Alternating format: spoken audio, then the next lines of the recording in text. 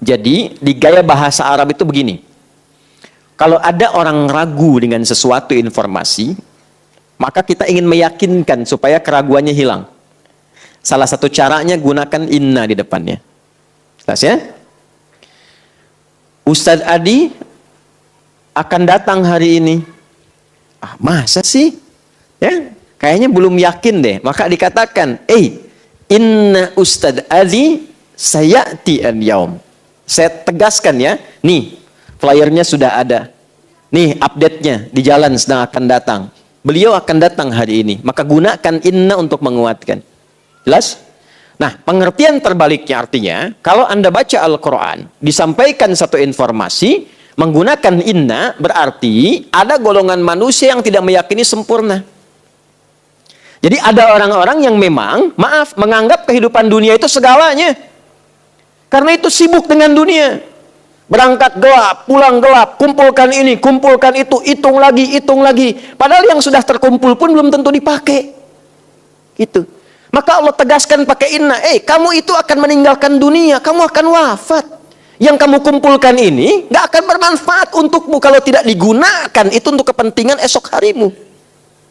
Sibuk meninggikan diri, sibuk mencari kedudukan, lupa bahwa banyak aktivitas yang harus dikerjakan untuk persiapan pulang. Gitu. Jadi kalau Quran menggunakan kata inna seakan menyentuh kepada jiwa. Ada orang-orang yang lalai dengan persiapannya sebelum dia berpulang karena disibukkan dengan kegiatan dunia yang sementara.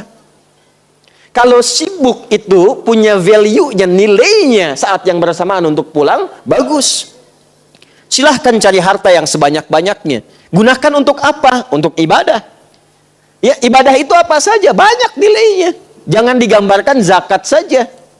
Infak yang umum saja. Anda cari rizki supaya di rumah punya tempat yang nyaman untuk ibadah, punya tempat untuk sholat, punya tempat untuk kajian Quran bersama keluarga. Itu punya nilai positif, plus poinnya. Anda cari harta supaya dapat makanan yang halal, enak dan halal. Ya, coba pilih, halal nggak enak, ya atau enak nggak halal? Ya, saya tahu itu pasti enak dan halal. Itu kan? Jadi ya silahkan cari makanan yang enak dengan cara yang halal, halalan, thayyiban, silahkan senikmat-nikmatnya. Mau beli nasi goreng di Jerman silahkan. Ya nggak dipaksa, jus alpukat diperhatikan, silahkan saja.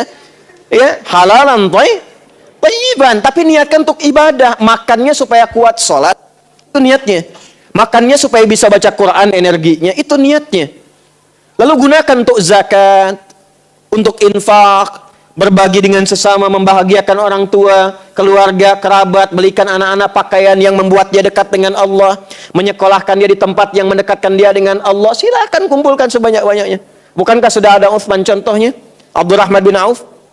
Tapi kalau cuma kumpul lagi, beli sesuatu untuk pamer, capek hidupnya. Beli mobil cuma buat dipanasin doang, lihat masih ada, balik lagi. Capek hidup begitu. Ya.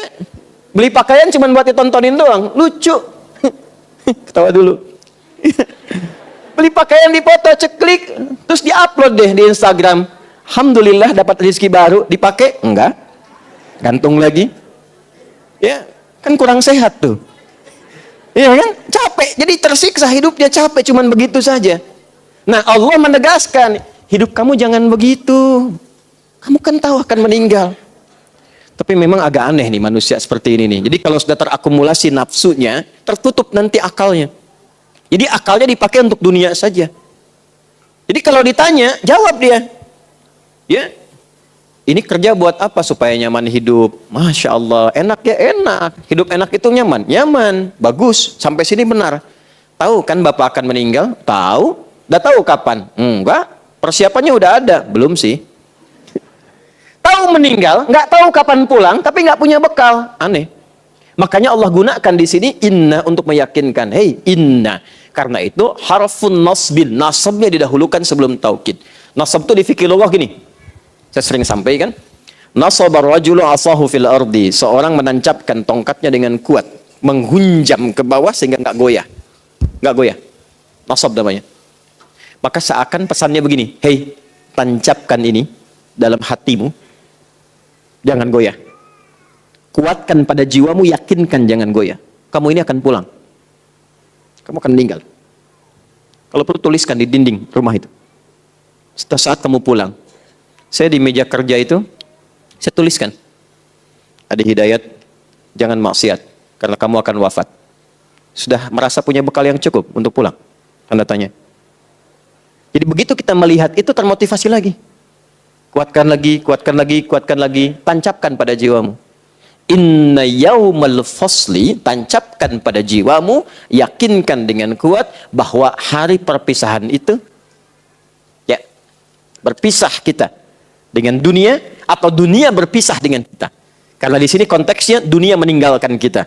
Jadi kalau bukan kita yang meninggalkan dunia, dunia yang meninggalkan kita. Artinya kiamat, selesai kehidupan. Jelas? Baik. Allah.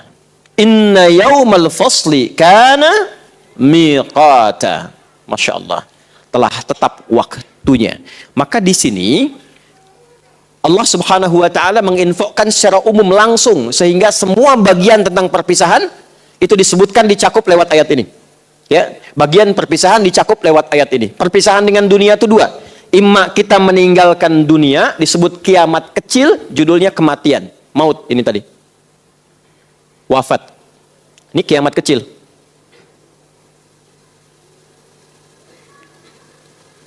Atau kiamat besar, dunia yang meninggalkan kita, hancurnya dunia. Ya, hancurnya dunia. Sudah? Nah, dua-duanya makna ini dicakup lewat ayat ini dan ditegaskan, mengambil, kalau dalam bahasa Indonesia itu ada namanya sinekdok ya. Belajar bahasa Indonesia ya. Sinekdok, ada sinekdok pas prototo, ada sinekdok totem pro parte. Ya, pas prototo itu disebutkan sebagian mewakili keseluruhannya. Kalau sinekdok totem pro parte disebutkan keseluruhan mewakili sebagiannya. Di kejuaraan bulu tangkis itu Indonesia mengalahkan Malaysia. Apakah semua orang Indonesia main bulu tangkis di kejuaraan itu? Kan tidak ya, sebagiannya saja ya. Ya, jelas ya? Baik, tapi itu adalah uslub, gaya bahasa untuk menunjukkan, mencakup sebagian tapi disebutkan keseluruhannya untuk menunjukkan kedahsyatannya. Jelas? Nah, ini sama. Disebutkan di ayat ini mencakup peristiwa kiamatnya, hancurnya dunia, berpisah dari satu alam ke alam yang lainnya, tapi saat yang bersamaan diisyaratkan pula di dalamnya hilang semua kehidupan kita, semua meninggal. Ya, tapi intinya adalah ingin menjelaskan, hey, apa yang kamu akan cari akan hancur. Apa yang kamu kejar-kejar selama ini akan meninggalkan engkau. Kalau bukan engkau meninggalkannya, ia yang akan hancur dan engkau kehilangan kesempatan dia. Paham sampai sini?